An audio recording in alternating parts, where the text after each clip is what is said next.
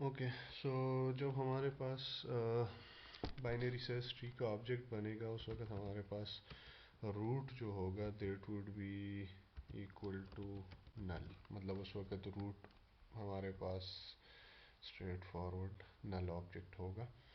और अब हम देखते हैं कि जब हम पहली वैल्यू इंसर्ट करेंगे, पहला नोड इंसर्ट करेंगे, तो उसी एग्जांपल को अगर हम कंसिडर करेंगे, हमारे पास जो हमने इनिशियली कंसिडर किया था। ठीक है, सो लेट से हमने एक नया नोड बना दिया विद वैल्यू 53। अच्छा, अब यहाँ पे ये राइटिंग नहीं हो रही, लेट से 53 है ये।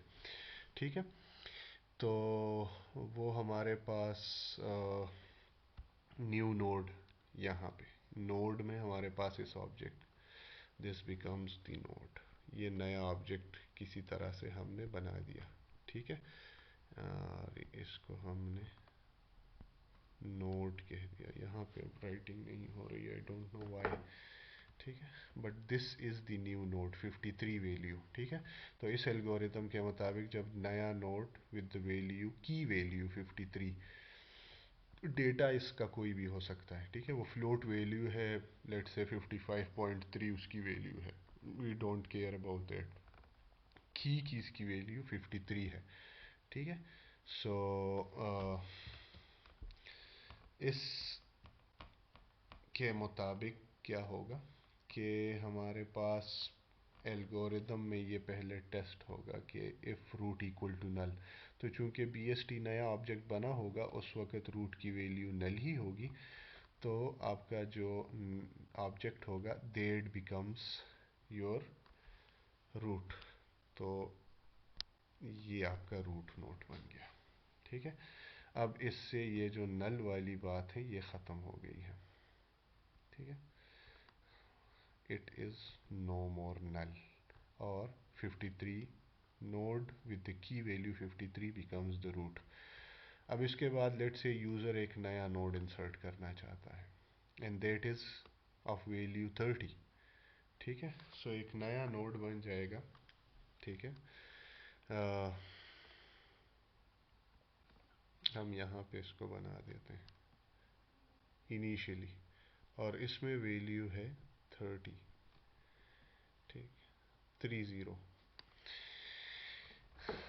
की वैल्यू इसकी 30 हो गई। अब इसके मुताबिक हमारे पास अगर हम एल्गोरिथम के थ्रू आएंगे तो node with the key value 30 becomes the new node. पहली कंडीशन इवेल्युएट होगी if current if root equal to null. अब ये फॉल्स होगी क्योंकि नाउ रूट जो है वो 53 वाले नोड को या फर्स्ट नोड को पॉइंट कर रहा है, सो इट इज़ नो मोर नल। तो हम एल्स में आएंगे, करंट इक्वल टू रूट। सो हमारे पास नया पॉइंटर अब बन गया है करंट। ठीक है, और हमने वो उसको भी करंट, राइटिंग नहीं हो रही। ठीक है, लेट मी अनडू दैट, और मैं यहाँ पे टेक्स्ट डालने की कोशिश करता हूँ। So let's say it becomes the current pointer. ठीक है, अब ये करंट जो है वो रूट जो इनिशियली हमारे पास पहला नोड बना था उसको पॉइंट करने लगा है। ठीक है, अब ये एक इनफाइनाइट लूप स्टार्ट हो जाएगा। पेरेंट पॉइंटर हमने डिफाइन कर लिया लेकिन ये अभी तक अपडेट नहीं हुआ, ये कंटिन्यूस लूप है। तो उसमें current becomes parent as well. तो the same pointer would become parent as well। ठीक है,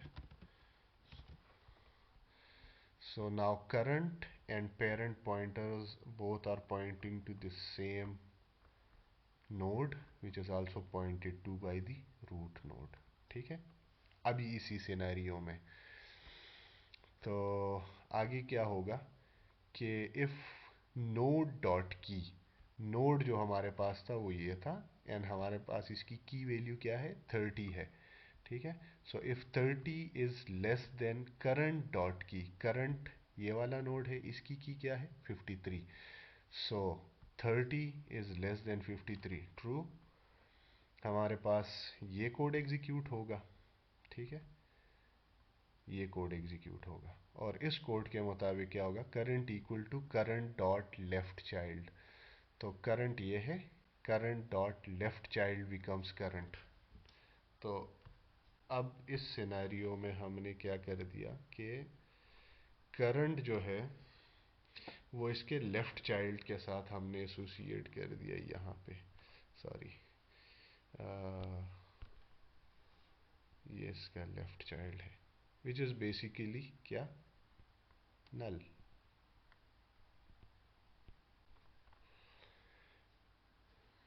तो आगे फिर नेक्स्ट स्टेटमेंट क्या है, if current equal to null. So current जो है वो हमने पहले current equal to current dot left कर दिया जो कि नल था, तो ये कंडीशन भी ट्रू हो जाएगी कि करंट इक्वल टू नल। अब ये कोड भी एग्जीक्यूट हो जाएगा और वो क्या है कि पेरेंट डॉट लेफ्ट चाइल्ड, चूँकि पेरेंट जो है it is still pointing to this current, हमने अपडेट कर दिया था and that now became null, ठीक है। So parent dot left child equal to new node. तो इफेक्टिवली हमने क्या कर दिया, हमने यहाँ पे लेट्स से, चूँकि करंट इनिशियली नल था, parent dot left child equal to ये नया नोड। तो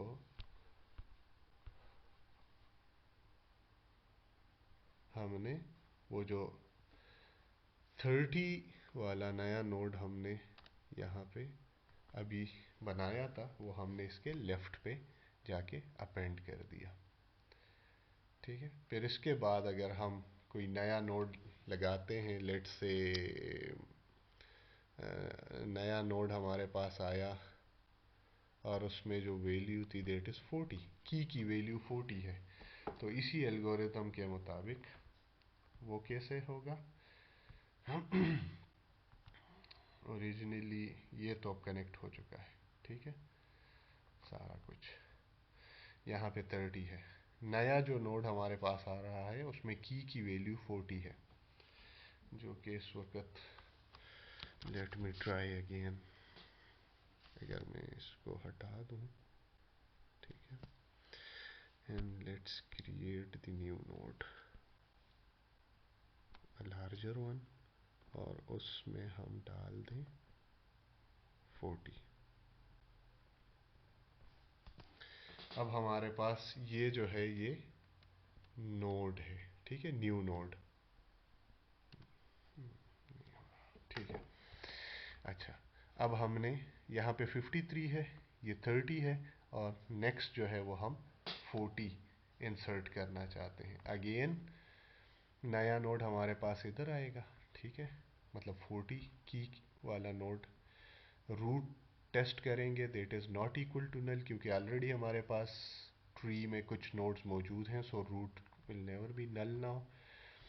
एल्स में आएंगे, node pointer equal to current becomes, यहाँ से फिर हम स्टार्ट करेंगे, current points to the root node, और पेरेंट एक हमने इनिशियलाइज कर दिया है। अब parent equal to current, so parent also starts pointing the root node.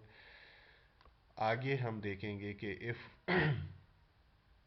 node dot key which is 40 at this point is less than current dot key, current इस वक्त 53 है, ठीक है, so is 40 less than 53, of course ये code execute होगा, current equal to current dot left child, so current points to the node with the key value 30, ठीक है।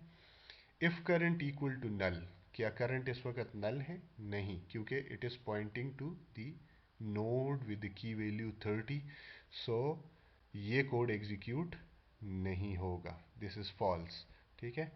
While loop खत्म होगा, दोबारा से स्टार्ट होगा, parent equal to current, now चूंकि करंट अब ये है, so parent also points to this one, ठीक है, with the key value 30। Current और पेरेंट अब दोनों इस नोट को पॉइंट कर रहे हैं। अब फिर से ये स्टेटमेंट, इफ नोड डॉट की which is 40 is less than current dot की, करंट की क्या है, दैट इज 30, और नोड की 40 है, सो 40 लेस देन 30 फॉल्स, तो ये एल्स में आएगा। ठीक है, क्योंकि 40 इज ग्रेटर देन 30, तो current equal to current dot right child. अब करंट ये है और उसका राइट चाइल्ड ये वाला बनेगा। ठीक है, विच इज अगेन नल, क्योंकि यहाँ पे आगे कुछ नोड मौजूद नहीं है। ठीक है, सो इस वजह से ये कंडीशन ट्रू हो जाएगी, करंट इक्वल टू नल, और इसके रिस्पॉन्स में ये कोड एग्जीक्यूट होगा, parent dot right child equal to the new node. तो parent was pointing to this node, parent dot right child equal to node, तो बेसिकली हमने ये जो नया नोड है वो हमने यहाँ पे अपेंड कर दिया है। ठीक है, with the key value 40 and this returns, तो नया आइटम इंसर्ट हो चुका है। ठीक है, अब इसी तरह से आप इसको फर्दर एवेल्यूएट करेंगे, 53 से बड़ी वैल्यूज़ डाल दें तो रूट से फिर वो राइट साइड पे आएगा। ठीक है, मतलब आप 80 डालेंगे तो वो इधर कनेक्ट होगा। ठीक है, 80 with the key value 80, sorry 80, और अगर 80 से भी बड़ी वैल्यू होगी तो वो फिर इसके राइट साइड पे आएगी, ये वाली नहीं, सॉरी, इसकी तो बात ही ख़त्म हो गई है ना। अगर यहाँ पे अब आपने 90 या 100 रख दिया है तो वो इस साइड पे फिर आएगा 90। और यही रूल, यही फार्मूला, यही एल्गोरिथम अगर आप फॉलो करेंगे तो आपके पास, इसमें शर्त ये है कि आपके पास रैंडम वैल्यूज़ होनी चाहिए। अगर आप एक ही सीक्वेंस में वैल्यूज़ इंसर्ट करते जाएंगे, इंक्रीजिंग सीक्वेंस में या डिक्रीजिंग सीक्वेंस में, तो फिर ट्री स्ट्रक्चर नहीं बनेगा, बल्कि वो जो है वो एक लिंक लिस्ट की शक्ल इख्तियार कर लेगा। एग्जाम्पल के तौर पे अगर आपने पहला आइटम इंसर्ट कर दिया 1 विद द की वैल्यू 1, एक नोड आपने इंसर्ट कर दी। ठीक है, फिर उसके बाद आपने नया नोड आप इंसर्ट कर रहे हैं, that is of value let's say 5। ठीक है, तो वो इसके राइट पे कनेक्ट होगा ना, क्योंकि 5 इज़ ग्रेटर देन 1। फिर आपने इंसर्ट किया 7, तो वो भी इसके राइट पे ही आएगा, क्योंकि 7 is greater then 1, 7 is greater then 5, तो वो इसके लेफ्ट साइड पे। और इस तरह से जब आप इंक्रीजिंग वैल्यूज़, तो ये राइट साइड पे ही सारी अपेंड होती जाएंगी, और आपके पास ट्री स्ट्रक्चर नहीं बनेगा, बल्कि क्या होगा, ये इफ़ेक्टिवली एक लिंक लिस्ट की शक्ल इख्तियार कर लेगा। इसी तरह से अगर आप डिक्रीजिंग ऑर्डर में वैल्यूज़ डालेंगे, ठीक है, 20 डाल दिया, फिर उसके बाद 15 डाल दिया, उसके बाद 10 डाल दिया, तो वो सारी की सारी वैल्यू लेफ्ट साइड पे अपेंड होने लगेंगी, and again it would become a link list shape. ठीक है, सो बाइनरी सर्च ट्री में एक चीज़ जिसका आपने ख्याल रखना है कि आपने रैंडम वैल्यू, ताकि आपके पास एक बैलेंस ट्री बने, और जब इस किस्म की ट्री बने लगती है जो कि एक साइड पे ग्रो करती है, that is called an unbalanced tree, जो एक साइड पे ज़्यादा ग्रो करती है as compared to the other side, so that is called an unbalanced tree, और ये एक इशू है जिसको आगे हम इसका कोई सोल्यूशन तलाश करेंगे। ठीक है, सो ये सिंपल इंसर्शन का एल्गोरिथम हो गया। अब आप इस पे इसी तरह से ट्राई करते जाएं, आपको एल्गोरिथम क्लियर हो जाएगा।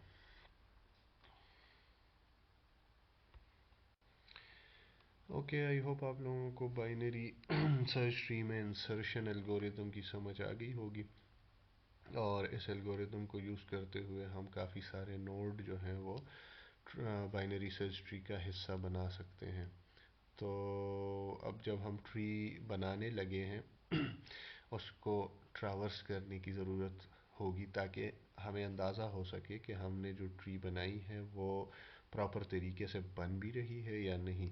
तो उसके लिए अब हम ट्रावर्सल डिस्कस करेंगे, और बाइनरी सर्च ट्री को ट्रावर्स करने के 3 मुख्तलिफ तरीके हैं। ठीक है, उनको समझने के लिए हम एक सिंपल सी ट्री पहले ड्रॉ कर लेते हैं। लेट्स से हमारे पास इस ट्री में 3 ही नोड्स हैं, ठीक है। और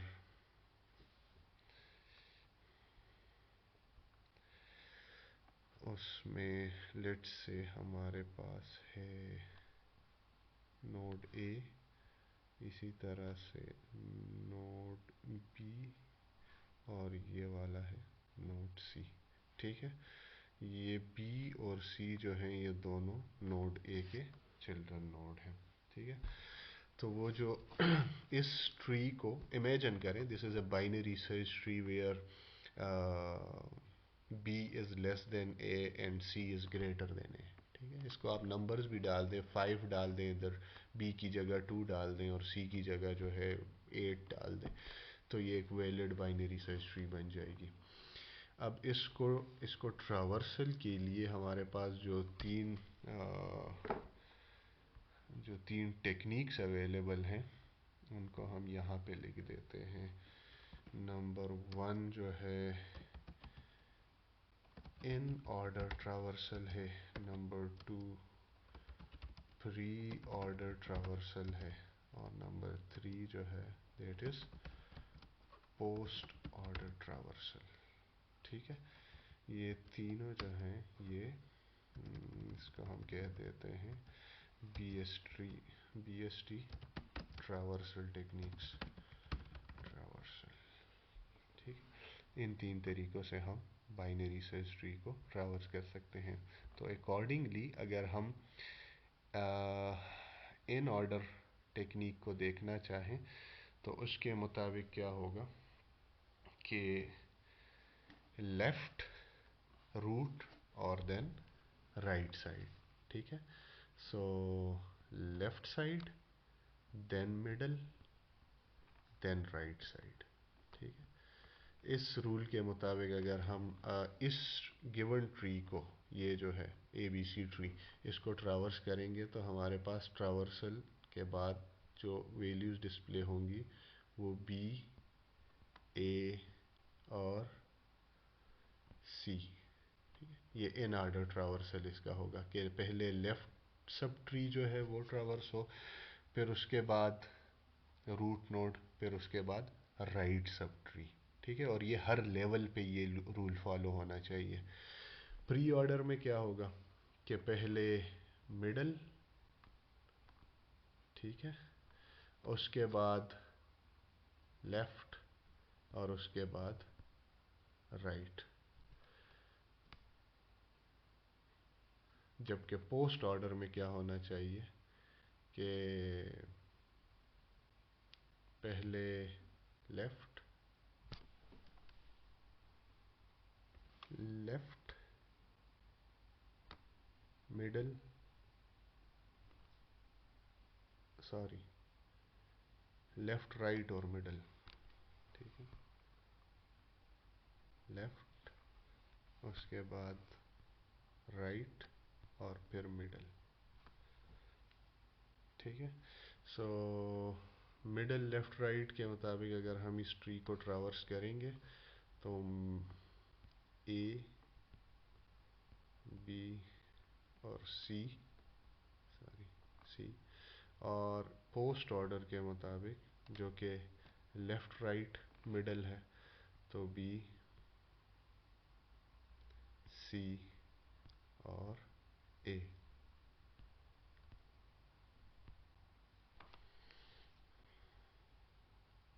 ठीक है।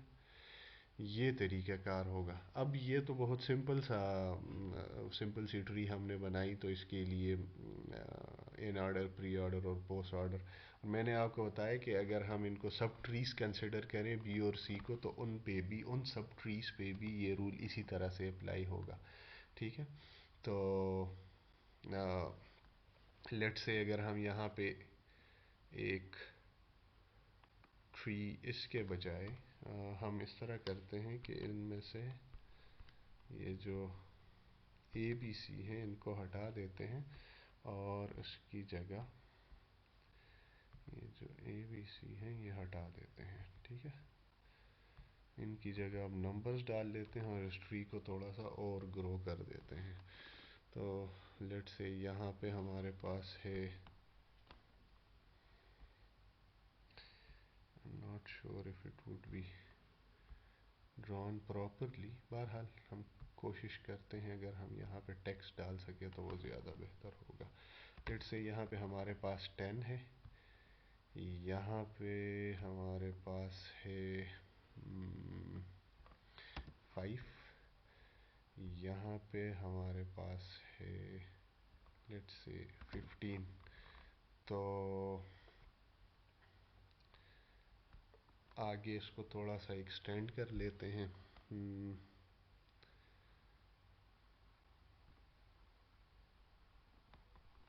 ये एक हो गया,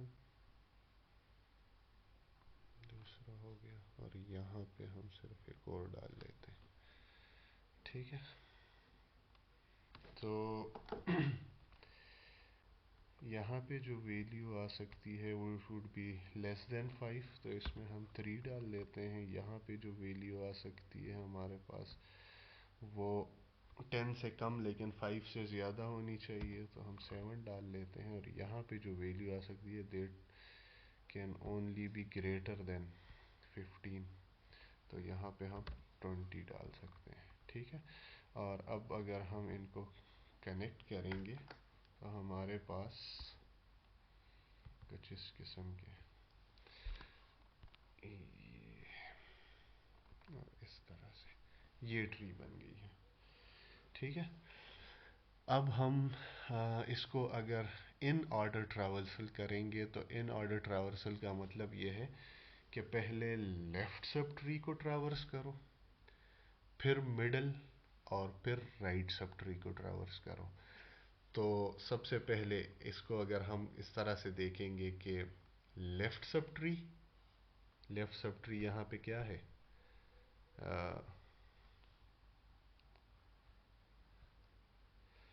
लेफ्ट सब ट्री हमारे पास ये बन जाएगी. ठीक है, फिर मिडल और फिर राइट सब ट्री. ठीक है,